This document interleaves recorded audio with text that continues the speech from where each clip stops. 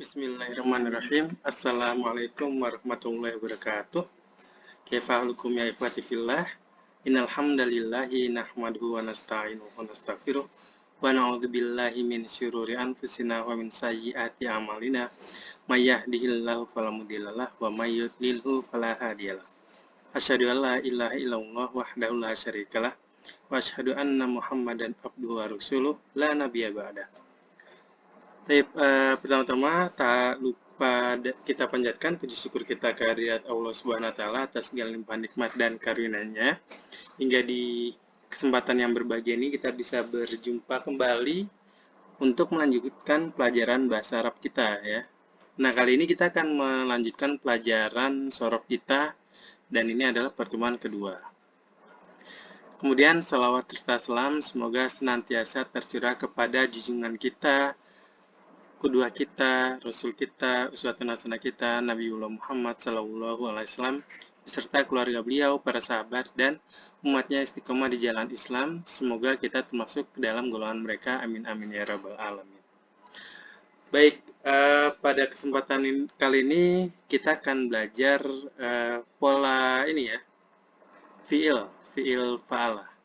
Nah, ini seperti yang sudah saya sampaikan di pertemuan sorof sebelumnya. Pola-pola kata kerja bahasa Arab itu yang lazim digunakan ada 10 ya.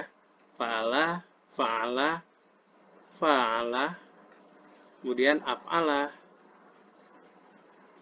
kemudian tafa'ala, tafa'ala, infa'ala, ifta'ala, if'ala, dan istaf'ala. Oh ya, ini saya mau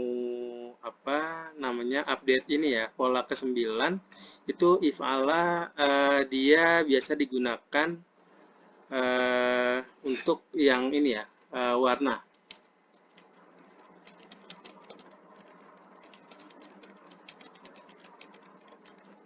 Jadi kemerah-merahan gitu ya, kehitam-hitaman, misalnya ihmarro ya, itu artinya kemerah-merahan, yahmarru.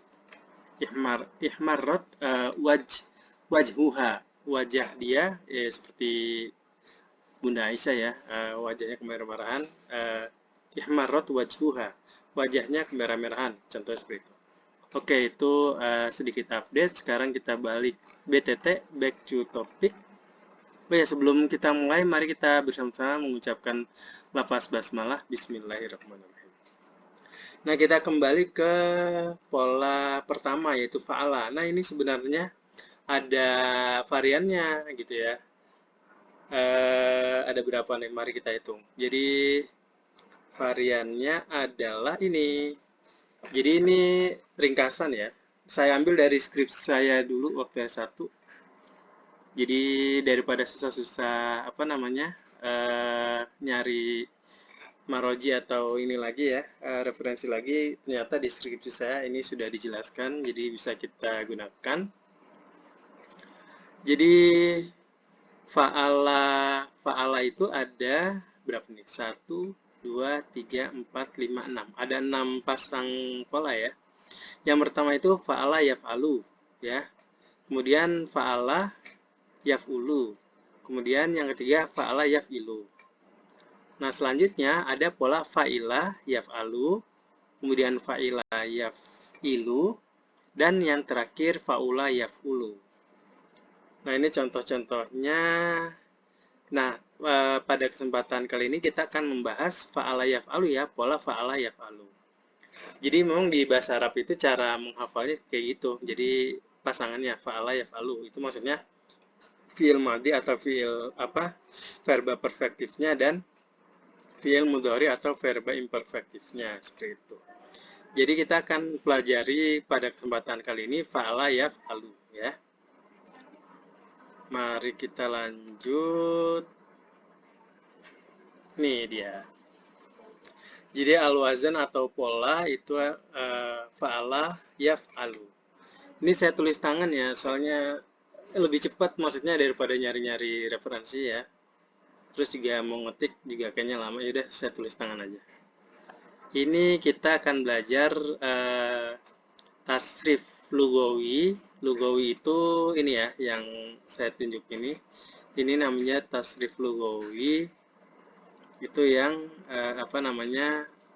tasrif yang berkaitan dengan kata kerja ya. Kemudian ini tasrif istilahinya. Jadi kalau tasrif lughawi itu bisa dikatakan tasrif vertikal, kemudian ini tasrif istilahi, tasrif horizontal ya. Jadi kalau tasrif lughawi ini masih satu kelas kata, yaitu verba atau fiil ya. Dia masih satu kelas kata. Tapi kalau tasrif istilahi ini beda kelas katanya, ada fiil, ada isim juga gitu. Nah, baik. Pertama-tama jadi kita belajar subjek dulu ya dalam bahasa Arab. Subjek atau pelaku. Ini ada 3, 6, 9, 12, 14 subjek ya. Ngafal ini gimana? Ya pelan-pelan aja gitu ya. Jadi memang banyak, tapi kalau sudah hafal gampang. Sebenarnya bahasa Arab tuh memang tantangannya tuh menghafal pola. Tapi kalau polanya udah dihafal, kita akan dengan mudah dari kata fataha ini ya. Fataha ini, jadi kita mentasrifnya atau menderivasikannya itu lebih mudah gitu ya. Seperti itu. Nah, ini kita tasrif lughawi dulu ya. Yang pertama itu ada orang ketiga laki-laki yang ini, tiga ini. Kemudian ada orang ketiga perempuan, kemudian orang kedua laki-laki, orang kedua perempuan, dan orang pertama. Orang pertama ini laki perempuan sama gitu ya. Jadi kita bahas dulu ini orang ketiga laki-laki ada, oh ya, di bahasa Arab itu kan mengenal jumlahnya itu ada satu, ya, tunggal, dual, dan jamak gitu ya. Jadi kalau di bahasa Indonesia kan nggak ada ya, ya tunggal-tunggal aja gitu ya. Kalau jamaknya biasanya diulang, misalnya buku-buku, rumah-rumah gitu ya, taman-taman dan sebagainya. Nah, ini kita baca dulu ini domir ya, namanya kata ganti dalam bahasa Arab. Ada huwa, huma, hum, hiya, huma, hunna, anta, antuma, antum, anti, antuma, antunna, ana, nahnu. Jadi emang ngafalinnya gitu. Saya nggak tahu, mungkin ada metode lain ya yang menghafal tasrif itu dengan lagu gitu ya. Biasanya itu memang lebih gampang diingat gitu ya. Tapi saya sih ngafal yang ngafal aja gitu, nggak diajarkan ini secara khusus. Jadi kita baca huwa, huma, hum, hiya, huma, hunna, anta, antuma, antum, anti, antuma, antunna, ana, nahnu. Nah, ini kalau ana hamzah atau alif di belakangnya nggak dibaca, jadi tetap pendek, ana, bukan ana gitu ya. Oke, balik. Huwa, dia laki-laki tunggal. Huma, mereka laki-laki dual. Kemudian hum, mereka laki-laki jamak. Kemudian ada hiya, dia laki-laki, dia perempuan tunggal. Huma, ini sama ya, laki-laki perempuan, huma juga. Mereka perempuan dual. Kemudian ada hunna, mereka perempuan jamak.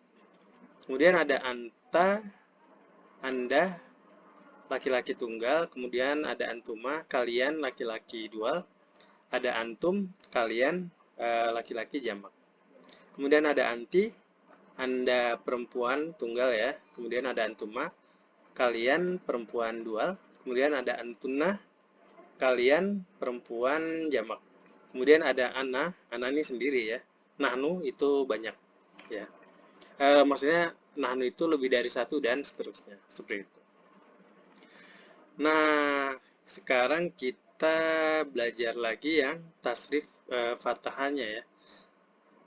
Sebenarnya sih bukan fatah ya, tapi fatah, karena ini akhirannya kan penanda subjeknya beda-beda ya. Cuma buat lebih memudahkan menghafal biasa dibilang fataha gitu ya. Ini fataha yaftahu, fa'ala yafalu, fataha yaftahu. Taib, kita mulai untuk fi'il madinya dulu, atau verba perfektif atau verba lampau. Ini ngafalinnya ya gitu, fataha, fataha, fatahu.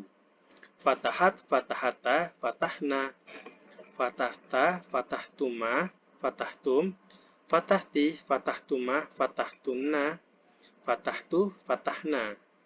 Seperti itu ya. Sekali lagi, fataha, fataha, fatahu, fatahat, fatahata, fatahna, fatahta, fatahtuma, fatahtum, fatahti, fatahtuma, fatahtunna, fatahtu, fatahna. Seperti itu. Kemudian fi'il mudhari'nya atau verba imperfektif atau kata kerja kekinian sih ya. Dan juga ini sih apa futuristik ya. Ya imperfektif. Imperfektif itu kan bisa yang sekarang ataupun yang akan datang. Yaftahu, yaftahani, yaftahuna. Taftahu, yaftahani, yaftahna. Taftahu, taftahani, taftahuna, taftahina, taftahani, taftahna, aftahu, naftahu. Sekali lagi, yaftahu, yaftahani, yaftahuna, taftahu, yaftahani, ini sama ya, sama dua laki-laki. Yaftahna, taftahu, ini sama juga sama dia perempuan tunggal. Jadi Anda laki-laki tunggal itu bentuknya sama dengan dia perempuan tunggal. Baik, lanjut. Taftahu, taftahani, taftahuna, taftahina, taftahani, taftahna, ini juga sama. Dual orang kedua, dual laki-laki perempuan, taftahani. Kemudian ini taftahna, aftahu, naftahu. Nah, kemudian fi'il amr atau kata kerja perintah ya. Baik, verba imperatif bahasa linguistiknya. Jadi ini iftah karena dia perintah jadi hanya untuk orang kedua gitu ya. Ini saya tadi salah nulis, saya tip X. Kemudian iftah, iftaha, iftahu. Ini iftah dibentuk dari ini fi'il mudhari'nya ya.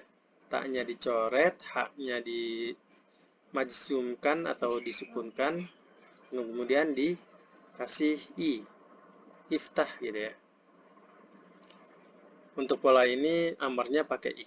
Jadi iftah, kemudian iftaha, iftahu. Ini kalau kita perhatikan bentuk majzum ini nanti ada pembahasan sendiri. Jadi yang nininya huruf nunnya ini dicoret, jadi tinggal ininya aja. Jadi iftah, iftaha, iftahu ya. Sama yang perempuan juga iftahi, iftaha, iftahna, seperti itu. Kemudian fi'il nahi atau verba larangan, kata kerja larangan ya. Untuk anta, la taftah, ini juga dari fi'il mudhari, tapi ditambahin la dan belakangnya dimajzumkan atau disukunkan. Jadi ini la taftah, la taftaha, la taftahu. Kemudian yang untuk perempuan, la taftahi, la taftaha, la taftahna. Seperti itu. Baik, ini adalah tasrif lugawi untuk fi'il fatah ya. Fataha gitu. Fatah sebenarnya. Kemudian kita beranjak ke tasrif istilahi ya, atau tasrif horizontal ya. Ini beda kelas kata karena ada fi'il atau kata kerja dan juga sim atau kata benda. Jadi ini juga dihafal ya ke sampingnya ini. Jadi ada fi'il madhi, ada fi'il mudhari, kemudian fi'il amr, fi'il nahi, ada masdar atau jaren, ada masdar mim ya. Dia jaren tapi ada huruf mimnya. Ini untuk kata fatah ini saya cari di kamus sih nggak ada gitu ya. Dan setahu saya memang nggak ada. Kemudian ada isim fa'il atau kata benda pelaku ya. Isim maf'ul, kata benda objek ya. Kemudian isim makan au zaman, kata keterangan tempat atau kata keterangan waktu. Nah, di sini juga untuk kata fathah nggak ada ya. Tapi kalau secara tasrifi artinya secara bentuk ya bisa aja dia maftah gitu ya. Artinya eh, tempat membuka atau waktu membuka gitu ya. Tapi untuk kata fatah ini nggak ada. Yang ada itu misalnya maghrib ya, maf'il polanya. Maghrib artinya waktu barat gitu ya. Waktu barat maksudnya waktu matahari tenggelam di barat gitu ya. Artinya waktu maghrib. Atau waktu sunset, seperti itu. Masyrik ya, masyrik syarok sya shin rof ko gitu ya. Masyrik itu isim makan, iya isim makan atau isim zamannya kata syaroko ya, timur. Itu artinya matahari terbit di timur atau waktu matahari terbit seperti itu. Itu secara ini intermezzo aja. Kemudian terakhir isim Allah atau kata benda yang menerangkan alat ya, fataha. Polanya jadi oh iya, saya udah jelasin belum? Jadi fa'ala itu fa itu adalah akar kata pertama, ainnya itu akar kata kedua dan lamnya itu akar kata ketiga gitu ya.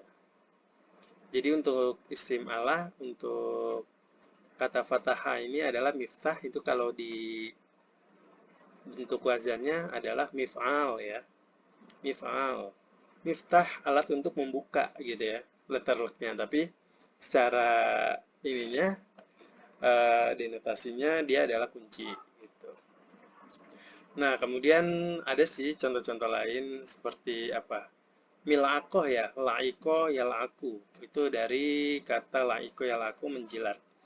Ya, mil'akoh artinya alat untuk menjilat. Itu maksudnya sendok, seperti itu. Kemudian minaroh ya, minaroh.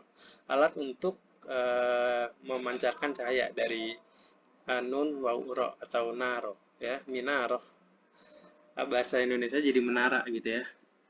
Itu intermezzo artinya uh, alat untuk memancarkan cahaya atau ya seperti itulah gitu ya. Menara atau mercusuar ya bisa dikatakan seperti itu. Baik, sekian untuk pembahasan kali ini. Saya sih merasa mau menyampaikan materi singkat tapi ini ternyata sudah 17 menit ya.